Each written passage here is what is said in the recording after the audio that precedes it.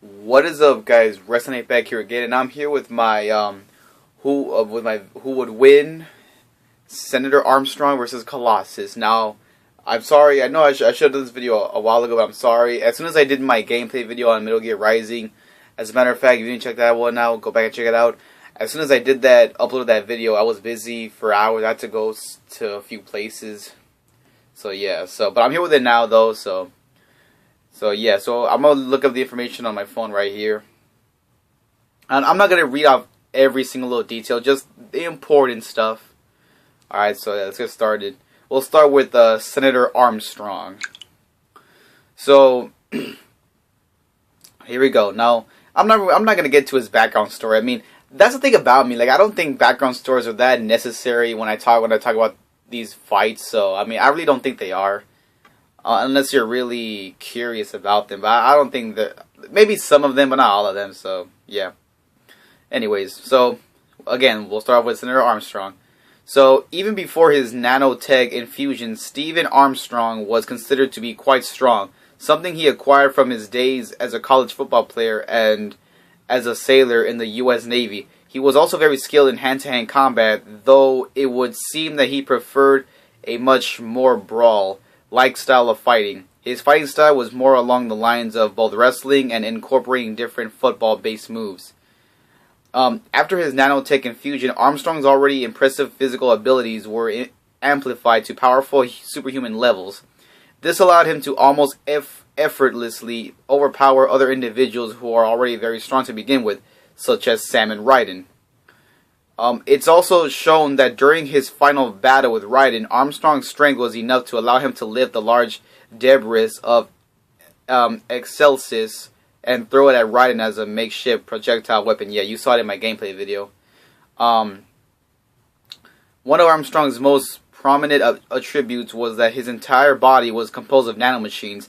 These nanomachines would harden different parts of his skin in response to physical trauma, with the side effect of turning the affected areas black with some splotches of red on the outer edges. His skin, as a result of the hardening, would become highly resistant to physical damage, and combined with his increased healing speeds, rendered Armstrong virtually indestructible to nearly any form of blunt force, even Raiden.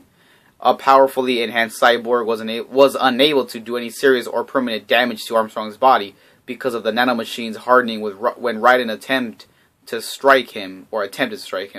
In addition, said nanomachines could also reattach lost limbs, as evidenced by Armstrong reattaching his forearm shortly after it was sliced off by Sam. Armstrong's resilience was so great that a shot from a LAG-2 or FIM-92 Stinger would barely cause any harm to him, and even when Raiden ripped out his nanomachine infused heart, he was still able to talk. Yeah, that happened. For a few more moments before perishing.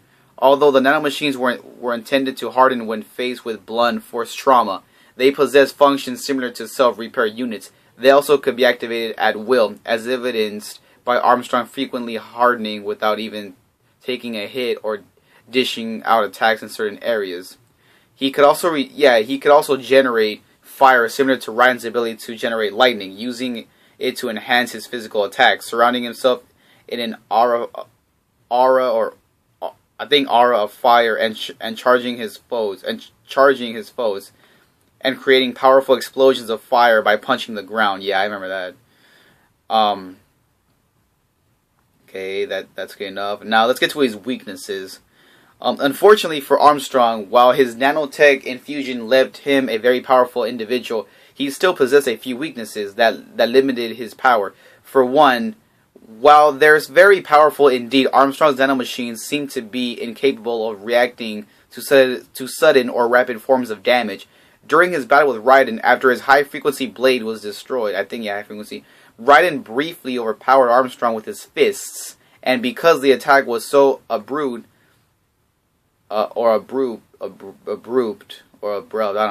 Armstrong's nanomachines were unable to react in time and harden in order to keep Armstrong from taking any damage.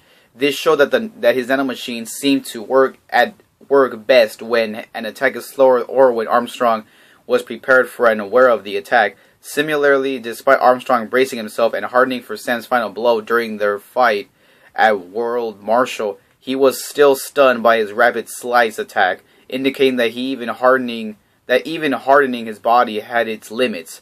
Likewise, Raiden's enormous cyber strength combined with Sam's high-frequency blade were enough to injure Armstrong. His hardened body was more vulnerable to damage, as seen when Sam cuts off Armstrong's hand by slicing ahead of the hardening.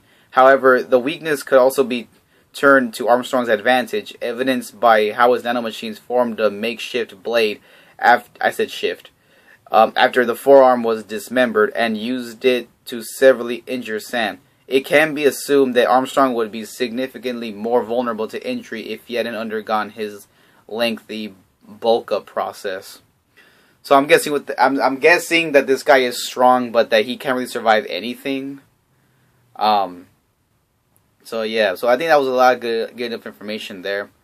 Now, I'm not going to say that much about Colossus, but I'll say this. Hold on. Hold up, just give me a second. Sorry, I'm just... Okay, here we go. So Colossus, of course, he is just a powerhouse. Now, his abilities... He is a trained acrobat and swordsman, ability to transform his body into organic steel, granting him superhuman strength, stamina, and durability. As Juggernaut, additional superhuman strength and resistance to injury, unstoppable momentum. So of course, Colossus is just a man beast. Maybe he's just a powerhouse, a force to be reckoned with. He is just somebody you do not want to mess with. And of course, I believe he's been able to match Juggernaut. But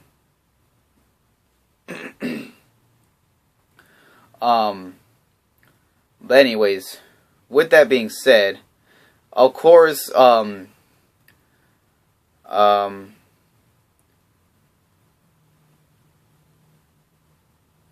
says that Colossus must transform his entire body into the armored state. He cannot transform only a portion of his body, which, yeah, is true. When he transforms, he gains around a foot in height. Official figures say about 7'5" feet tall in transformed state versus 6'6" feet in normal human form, and his weight is at least doubled. In his armored form, Colossus possesses superhuman levels of strength as well as superhuman stamina and durability. His physical strength is currently greater than when he first joined the X-Men due to the realignment of his cells by Magneto following an injury during the mutant massacre. While in his armored form, Colossus requires no food, water, or even oxygen to sustain himself, and is extremely resistant to injury. He is capable of withstanding great impacts, large caliber bullets, falling from tremendous heights, electricity, and certain magical attacks. While he has great resistance to temperature extremes of hot and cold, extreme heat followed by rapid supercooling has been shown to cause extreme damage, as he is vulnerable to the anti-metal vibranium in his mental form. His body instinctively shifts to human form when faced with a vibranium weapon. Colossus is an excellent hand-to-hand combat. Having received training from Wolverine and Cyclops, he has had training in acrobatics and sword fighting from Nightcrawler. In his human form, he is exceptionally strong and fit, though not superhumanly so. He has completed college-level courses at Xavier School. As the unstoppable avatar of Kaitorok,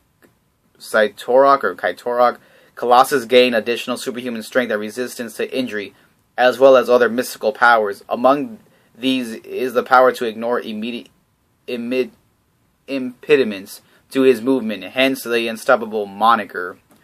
So yeah, so that was good information. Now, who would truly win between these two guys? Well, this is a tough one because these two guys are just powerhouses. So, but I think but now, of course, Colossus, I believe that some people say that he is immune to acids. Now, his body is made out of steel.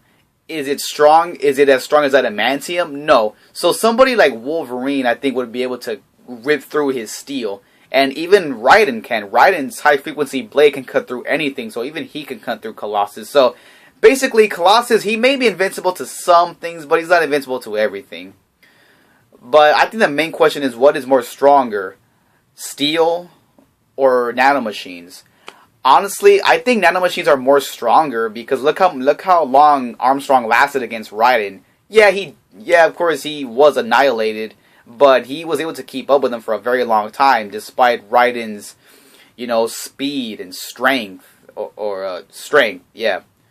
So honestly, in this fight, I would, as much as I love Colossus, I'd probably say Armstrong. I mean, it just seems obvious. I mean.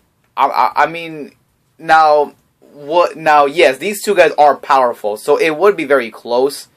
Now, Colossus, I believe he is invincible to fire, I think. But I don't think he would be able to withstand those big old objects from the Excelsis. Maybe he could a little bit, but I just think Armstrong has this victory. I really do. So I'm giving this one to Armstrong. I really think he would win this. But again, it's just my opinion. So if you guys want to leave, if you think Colossus would win, leave on the comment section why. But yeah, guys. So again, sorry for the late video. But again, better late than never. So until then, guys, and if you have any more requests, leave them in the comment section. And until then, as always, REKLEZ98 signing out.